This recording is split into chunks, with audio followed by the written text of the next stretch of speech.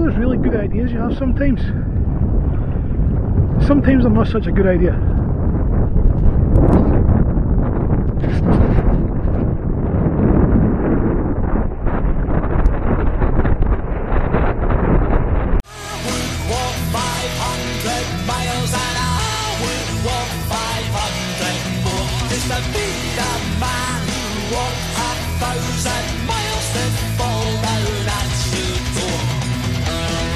Last time I was out in the kayak, I noticed that there was a bow in the floor where I was sitting. It's designed for two people, and it doesn't really like having one heavy person sitting right in the middle. So I decided I'd need to fix that, making a solid floor for it. Step 1, wait for the mist to go out and blow your kayak up in the kitchen. Then you want to measure the floor and give you a rough idea how long it's going to be. In my case, it was going to be about 6 feet by 1 foot. I took a few extra measurements just to give me a rough idea of the curve. The wood I used for it is 12mm thick plywood. It's not marine ply, so obviously it's going to need a coat of paint to keep it waterproof. Now you'll see I left a gap at the front and the back where the floor doesn't quite go to the bow and the stern.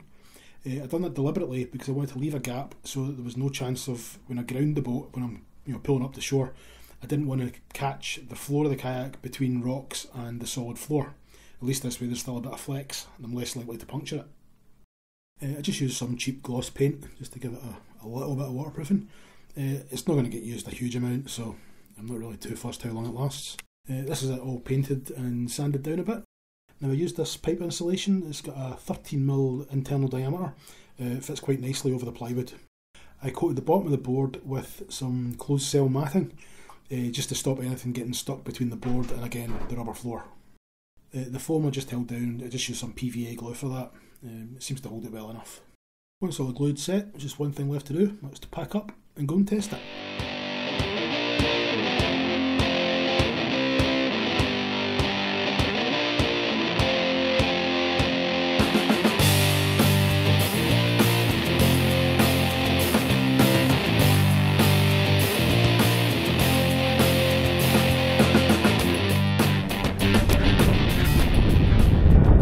Sometimes you have like these really good ideas and you think, yeah, this would have been a really good idea if I was 20 years younger. I'm floating in the middle of a loch in an 80 quid inflatable kayak with my rucksack.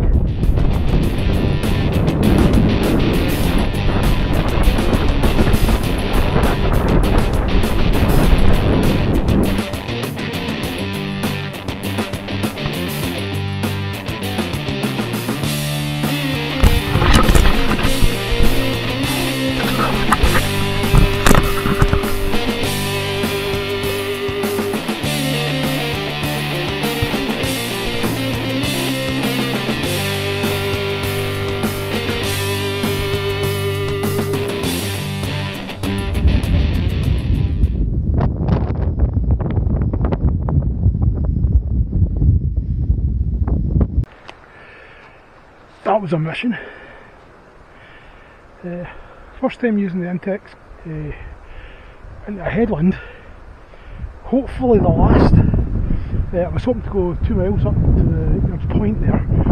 I've done about a mile in about an hour. So I've decided I'm just going to camp here.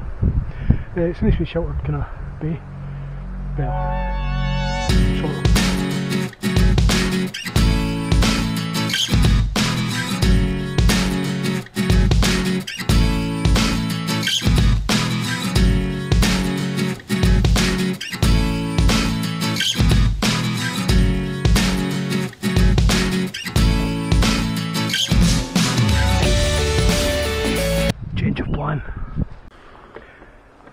Oh, got the spot picked out, hammock's up.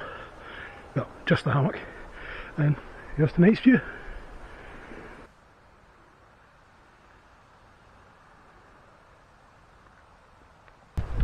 Yeah, almost forgot where I came out.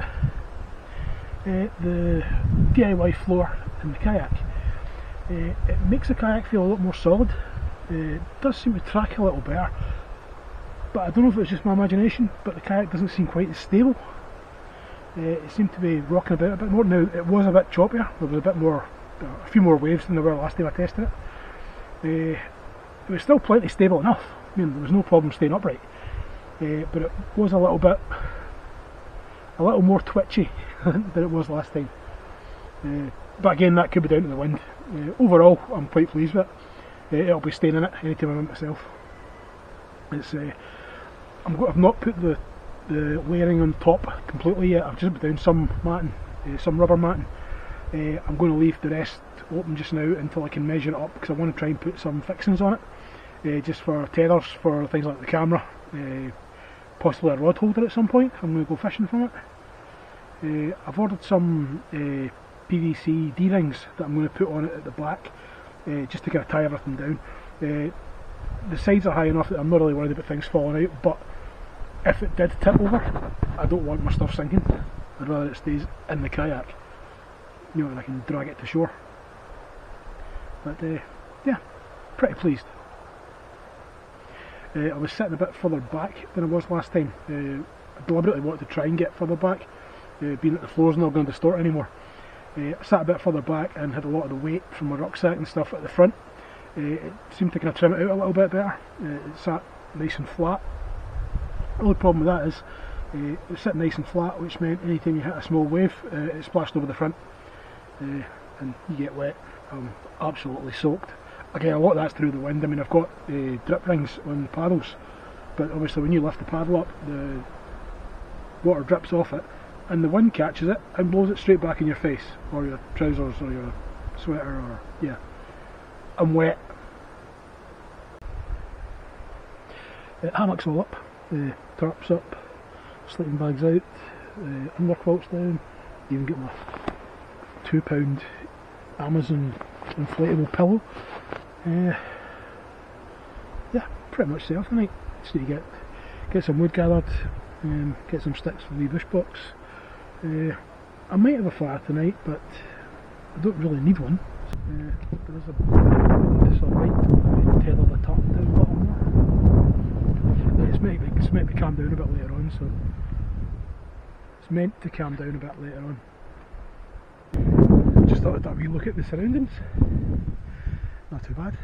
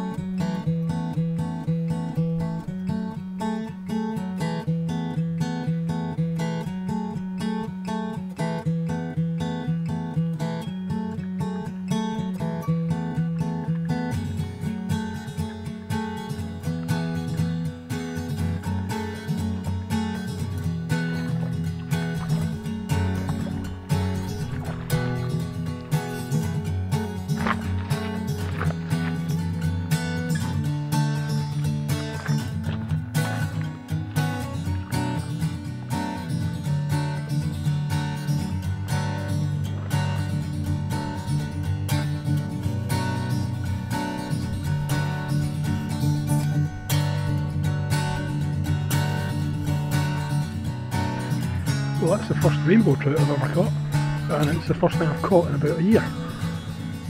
First cast. I like this spot.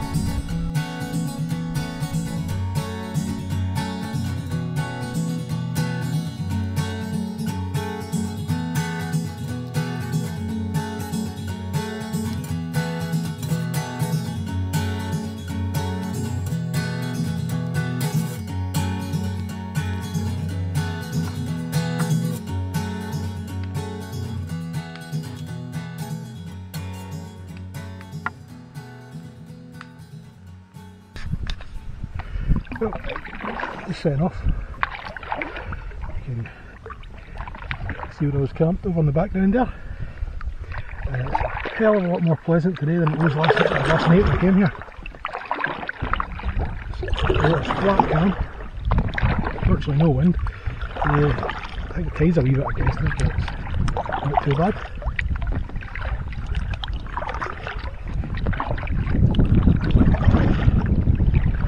Probably back at the beach in about half an hour actually.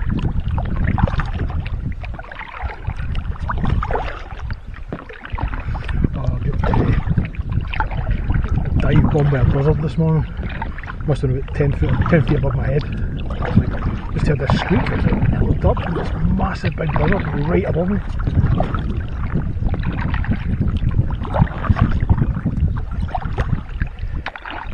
Jellyfish in the water everywhere.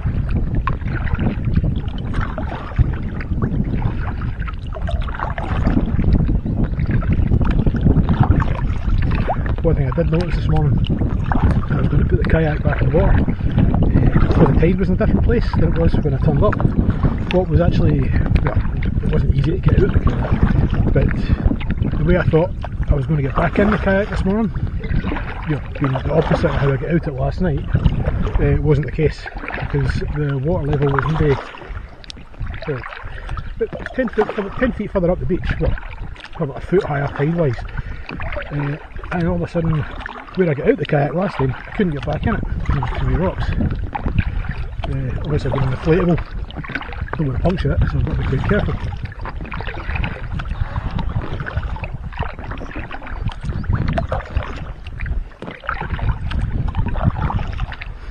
But overall, cracking trip. It was just, first time I've caught a rainbow trout. First time trying the new floor for the kayak. First time hammock camping with the kayak.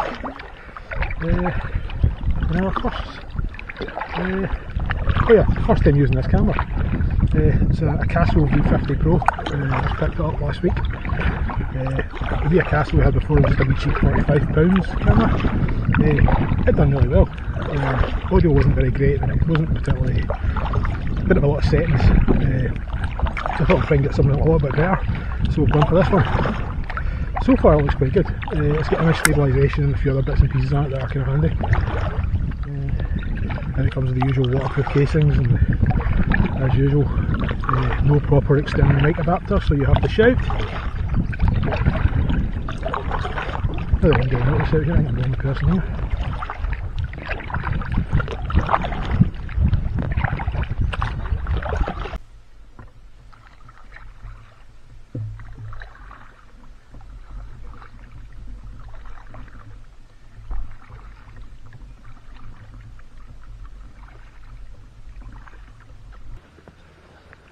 I've made an executive decision that this is what Sunday mornings are for. And look at this water. It's so calm.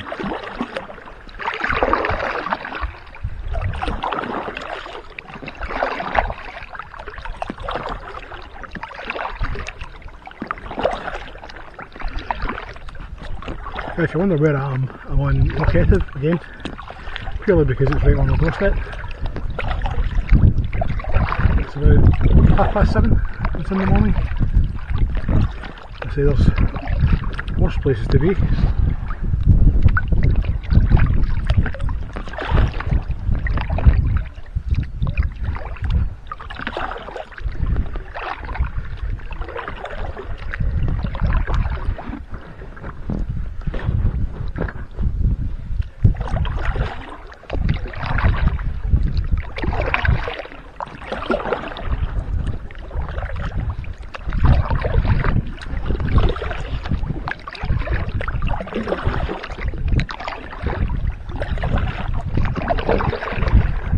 see the wee bay where the boats were moored up where I parked. I'm really hoping the audio turns out okay in this camera. There's no external mic, and it's obviously being on a kayak, it's a little bit more footy to get in and out your bag and pull out external mics and camera mounts and battery packs and the such like. So I had to make the built-in microphone on the castle. I'm hoping it was okay. Tested it at the house yesterday. It was okay for action camera, which generally means pretty crap.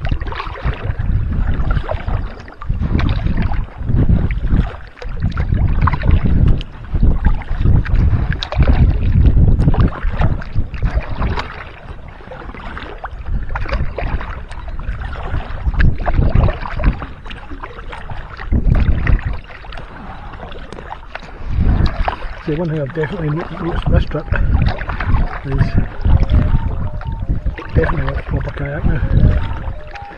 And this thing's okay, this would be great for taking kids out and stuff. It's really stable, really easy to use, easy to carry. I've only got a decent sit on top for myself, purely because it'll be a little bit faster and we can go a bit further. Because that was absolutely monster yesterday. I say that was about a mileage in probably about an hour. Just battling into the wind. At some points you stop paddling for 5 seconds and you're 50 yards further back. But that's my phone alarm going off. My phone's in a dry bag, in my rucksack, over there, other side of the kayak. So I'm going to have to listen to that alarm probably for the next 5 minutes until it eventually turns itself off.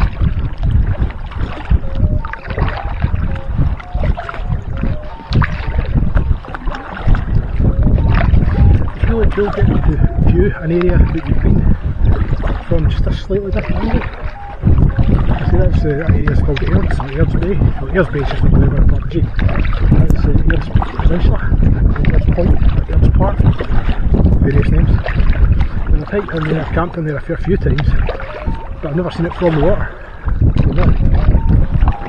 It's actually quite a bit higher than I thought. I knew there was a few hills and bumps in it. Where are it from here? I'll come in and you can see it. But you probably won't see it on that camera at all because it's got a really wide angle lens.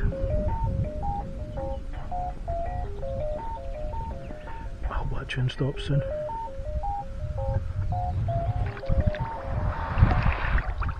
I hope I'm recording this. I haven't done a twatty McTwat talk and forgot to turn the camera on.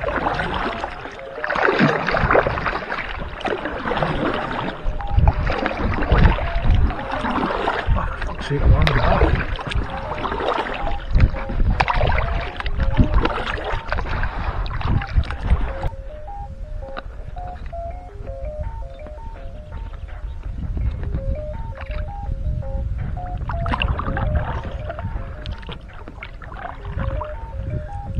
Jesus, what alarm turned off?